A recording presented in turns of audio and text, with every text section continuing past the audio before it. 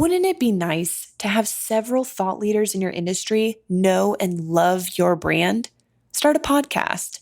Invite your industry's thought leaders to be guests on your show and start reaping the benefits of having a network full of industry influencers. Learn more at sweetfishmedia.com. You're listening to B2B Growth, a daily podcast for B2B leaders. We've interviewed names you've probably heard before, like Gary Vaynerchuk and Simon Sinek, but you've probably never heard from the majority of our guests. That's because the bulk of our interviews aren't with professional speakers and authors. Most of our guests are in the trenches leading sales and marketing teams.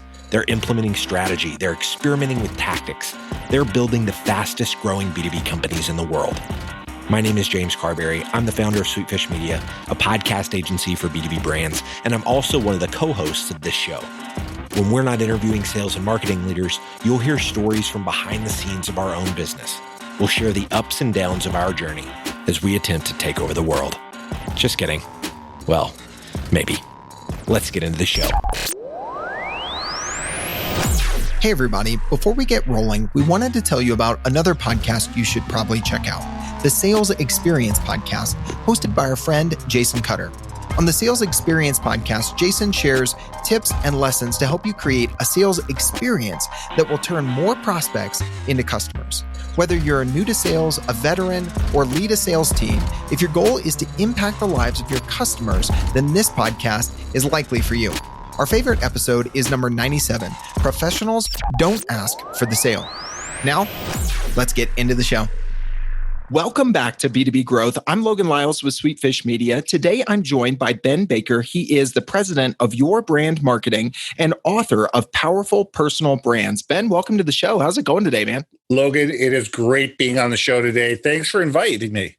Yeah, absolutely. You and I connected on LinkedIn a few weeks back, and I could just tell that we are of the same mind in a lot of things, especially after just chatting with you a little bit offline. Before we jump into today's topic about building a personal brand and doing it very systematically, I think some people have kind of this fuzzy notion about it, but we're going to give them some practical how-tos, which obviously you have a great deal to say on. Before we jump into that, give us a little bit of your background and tell us a little bit about what you and your team are up to and the book as well, Ben. Yeah, I've been in communications for about 25 years. I've been in sales for well over 30. I came to the realization about 20, 25 years ago that telling an effective story, being able to communicate value, being able to get people to know, like, and trust me was the only way to be able to, make friends and influence people, to take a phrase right out of a book. And what I've realized is that, we all need to have people understand who we are, what we do, and why we do it. And by doing that, by getting people to understand that, all of a sudden they'll trust us. Because once we can build a rapport, once we can build that level of trust, once we can get that, that symbiotic relationship, it's amazing the things that go on. So over the last 25 years, I've done direct mail, I've done promotional marketing, I've done trade show consulting, I've done branding and brand strategy for customers. And what I've always realized is the challenge is we spend so much time focused outside of a company, where the problem is most of our employees don't understand what our brand's all about. They don't understand our value. They don't understand why they should care about the company they work for, how they matter to that company, what their individual efforts do to be able to get the company moving from A to B to C to D to E. And that's where we've spent the last 5 or 10 years. We've spent it on engagement, retention, and growth. We build leadership teams, we build sales teams, we build operations management teams to be able to get people to understand, why they should do what they do. And that's a key thing, because when people are engaged, they tend to work harder. They tend to be better advocates for the brand. They provide better customer experience. And customers, on the other hand, become more loyal. And you know what? Mm-hmm. Prices go up, because you're not all of a sudden a commodity. You're a brand worth loving. Yep, absolutely. I mean, just so many things there that are synonymous with the things we're talking about. James and I, fresh off of our annual Sweetfish leadership team retreat, spoke on our Behind the Curtain series here recently about how we crafted our mission and vision statement and how we renamed them, how we put some thought into that. And part of it was, what you just said. There have been a lot of teams don't really understand the brand, the vision and the direction of the brand that they work for. Let's transition a little bit to personal brands, because we're going to be talking about, how to do that effectively. What were some of the things that you saw missing out there in this conversation that led you to write the book, Powerful Personal Brands? Well, the impetus to write the brand book was quite interesting. I do a lot of work with the universities. I do a lot of work with their sales and marketing schools, I guess the business schools. And we run the third year and fourth year students through networking drills, interview skills, personal branding skills, and all that kind of stuff. And what we realize is that these kids are really smart. And they are kids. They're young enough to be my kids. I just turned 50. They're really smart. They're passionate. They want to do well, but they have no idea how to articulate their own value to others. They just don't. It's whether it's life experience, whether the fact the schools just don't teach these sort of things. They don't have the experience to it. They're not surrounded by people that teach them how to do it, whatever. They don't know how to articulate their own value and why other people should care about them. And I went looking for a book to help people, because I'm sitting there going, you have a whole generation of people, the Gen Zs and the millennials that are sitting there going, okay, how do I help them articulate their value statement better? Couldn't find it. So I wrote it. And what this book is really designed to do is help you understand who you are, what you do, why you do it, and why other people should care. It's about understanding, codifying, communicating your value to others. So it's a workbook. It really, truly is. It's about 200 pages. It's full of stories from my life. It's, lessons that I've learned. And at the end of most chapters, I pose a question and I leave 2 or 3 pages of blank lines. And I'll sit there and say, so what do you think about this? So it's things like, what are you passionate about and why are you passionate about it? Who are the 3 people that influenced you growing up? And what were the lessons you learned from them? It's things like that. It's getting people to understand what makes them who they are, because we are all a culmination of the experiences that we've had to that date, the people that we've engaged with and the lessons that we've learned. But not a lot of people actually take the time to figure that out. And if they do figure it out and they're more comfortable with their own sense of self, they're able to communicate and be more effective in communicating with others, whether it's leaders or salespeople or whoever. We all are, once we understand ourselves better, we're far better able to show our value to other people and have them know, like, and trust us. Yeah, absolutely. So, Ben, I know that there were at least 4 different aspects of building a personal brand that you wanted to touch on today to give people some tactical things that they can do to make this more concrete and a little bit less fuzzy. And you touched on the first one there, understanding yourself. And the way that I hear you say it kind of reminds me of a story that I tell sometimes. Early on in my career, I was a college graduate in 2008. Great time to hit the job market, right? And yeah, that's when I started the company, so why not? and doubly there, graduate with a journalism degree when the journalism industry was going through so much contraction and convergence and disruption, to throw 3 big buzzwords out there. But really, all 3 were absolutely true. And I remember applying for my first sales job and selling my way into it, saying, hey, I was trained as a journalist. I'm used to going up to strangers, starting a conversation. Sometimes people don't want to talk to journalists, just like they don't want to talk to salespeople. Maybe I could do this. And that was just a connection that I made. And to your point, trying to communicate the value of my experience and how that could translate to somewhere else. Is that the sort of thing that you're talking about, Ben? Yeah, I mean, and that's a really key point is to sit there and say, what are my skills? What are the things that I do well? For you, it's not being afraid to go out there and talk to other people and a whole variety of other people, because a lot of people want to sit behind their computer all day long and type into social media, and they think that they're communicating. It's the hi, how are you, the pithy stuff, the very, as I said, it's very surface conversation. But the people that can actually get in front of somebody else, Pick up a phone, stand in front of somebody else, actually have a conversation, relate to the other person, and be curious about the other person. The better off they are, because, whether it's sales, whether it's leadership, whether it's anything out there, the more you can be curious about other people and sit there and get up every morning and say, okay, how can I make somebody else's lives better? Hey everybody, Logan with Sweetfish here. You probably already know that we think you should start a podcast if you haven't already. But what if you have and you're asking these kinds of questions? How much has our podcast impacted revenue this year? How's our sales team actually leveraging the podcast content? If you can't answer these questions, you're actually not alone. This is why Casted created the very first content marketing platform made specifically for B2B podcasting. Now you can more easily search and share your audio content while getting greater visibility into the impact of your podcast. The marketing teams at Drift, Terminus, and here at Sweetfish have started using Casted to get more value out of our podcasts, and you probably can too. You can check out the product in action at casted.us/growth. That's casted.us/growth. All right, let's get back to the show.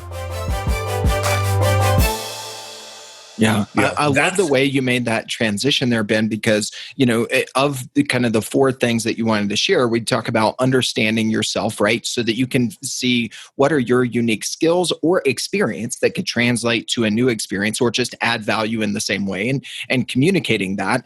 But then the next step is, there's kind of this, I think, misperception about building a personal brand that you have to be this extroverted, arrogant person to do it well. And I've said a number of times in this podcast, I'm an introvert who 2 years into sales thought, maybe this isn't for me, and I found my way. But the difference is from kind of that arrogant view of personal brand is that it's not about just communicating about yourself, about pitching yourself and your services and your products. It's about connecting that to adding value and then creating content that connects those dots, right? Yeah, I mean, here's the thing. Most people, when they've never met you, when they've never been around you, they don't know anything, you're the last person in the world they want to hear about. And especially if you're trying to pitch them. It's that hard pitch. It's that, here's my product, here's my service, it's features, benefits, close. Features, benefits, close. It's this wall that goes up amongst people. People don't want to be sold anymore. People want to build relationships. People want trust. People want, to understand that there's something in between you and that you can help them solve a problem that they have. If you are not looking at them first and understanding them first, they're never going to want to buy what you have to say. And whether that's in a meeting at the office, whether it's leading a team, whether it's in sales, it doesn't matter. Because if you make it all about you all the time or your company all the time, people are just going to say, oh, God, here comes another salesperson. Oh, God, yeah, okay. We already have a vendor that does that. It doesn't matter that you might be able to solve every problem that they have. Mm-hmm. But if all you're doing is pitching instead of listening and trying to understand, they're not going to care.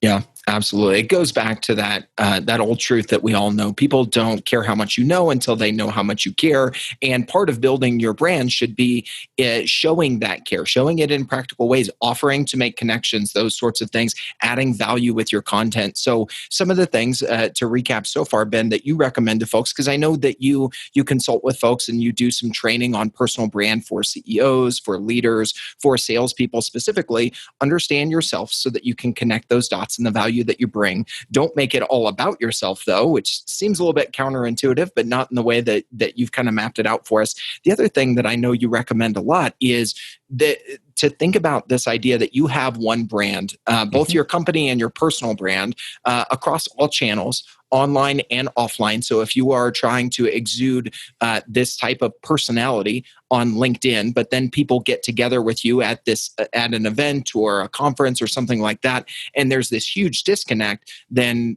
it's all going to be for naught, right? Yeah, I call it being having authenticity in yourself, or being authentically you. You have to be authentically you. I'll never be Gary Vaynerchuk. I'll never be Sir Richard Branson. I'm never going to be Bill Gates. I'm going to be me. What I may do is I may take parts of their personality. I may take things that they do, and I may incorporate them into my own psyche if they make sense, if they resonate with who I am, what I do, and why I do it. Then it makes sense to bring those parts of the personality, but you have to make it your own. Yeah. Is there an example that you could maybe share with us, Ben, on where you've kind of seen someone building a brand and I could kind of assimilate maybe either that mentality or that approach into the way that I do things, but still being yourself? Yeah. I mean, take Bill Gates for an example, especially the older Bill Gates. The older Bill Gates is very quiet and contemplative, but very forceful. He truly and absolutely is. That is his personality. He's made his billions, and now he wants to give it away. And his raison d'etre is to make the world a better place. And I love that about him. I truly love that about him. I don't have the billions of dollars to give away, but I do love his philanthropic mentality. And I do love the fact that his attitude is, how can I help other people? How can I make other people's lives better? So what I do is I incorporate that into my personality, and make that part of me. I can't do things at the level that he can. I can't write the checks that he can. I don't get invited to Davos. I don't get, all those wonderful perks that comes with being Bill Gates. But what I can do is I can be the best Ben I can be at my level. And I can write the checks that I can write at my level and be able to give back to, my community, to my neighborhood, to causes that I care about, to be able to make other people's lives better. And that's what I try to build into my personality, but I'm not trying to be Bill Gates. Yeah. I think that's a great example that really brings it home, Ben. So we've talked about understanding yourself, communicating that value, making it more about giving and the other person as you build relationships through everything that you're trying to do around building your personal brand, being authentic and being consistent across all channels and online and offline. The fourth thing I know that you talk about is helping people, especially, young salespeople or young executives that are just starting to think about building their personal brand, is that they need to have this mental shift that your brand is not your perception of yourself. It is what others perceive you to be, right?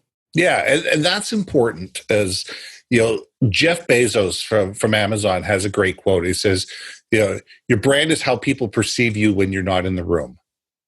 I'm paraphrasing here. I don't remember the exact quote, but it's how people perceive you when you're not in the room. You can influence your brand. How you present yourself, how you talk, how the things that you do, how you do it, how you shake a hand, how you look somebody in the eye, the promises that you make and you keep it, are all influencing your brand. There's no question about it. But if somebody doesn't like you for whatever reason, that's their perception of you, and that's their perception of your brand. It may be wrong, but that's their perception. And you have to allow people to have their perceptions. And the question is, why? What have I done? What are some things that I can do? And sometimes you can't fix it. There are billions of people out there that will never get to know Ben Baker, that could care less about Ben Baker, don't even know who I am, don't even know that I ever will exist, and I will die without even being, a blip on their radar. But that's okay. I can't influence everybody. I can't help everybody. I need to understand who are the people that I can help, who are the people that I can influence, who are the people that I can make their lives better. And those are the people that I talk to, and those are the people that I communicate with and be around. So it's a matter of being comfortable, of understanding that we all have our own tribe, to use the Seth Godin term. We all have the people that are with, there are 1,000 people, if we all have 1,000 people in our life or 100 people in our lives, those people will turn around and tell your story to other people, and the story will spread. Yeah. So we need to be able to embrace that and not be worried that not every single person loves us, because guess what? They won't. And that's okay. Yep, absolutely. I mean, Simon Sinek talks about it. When you lead with why, you are going to repel some people, but you are going to attract those who believe what you believe that much more readily. And, it reminds me of what Dave Cairns recently just shared in a previous episode on the show about building your network as a sales professional, finding that tribe. And instead of just trying to go far and wide, finding that tribe that makes sense and going deep there in building those relationships.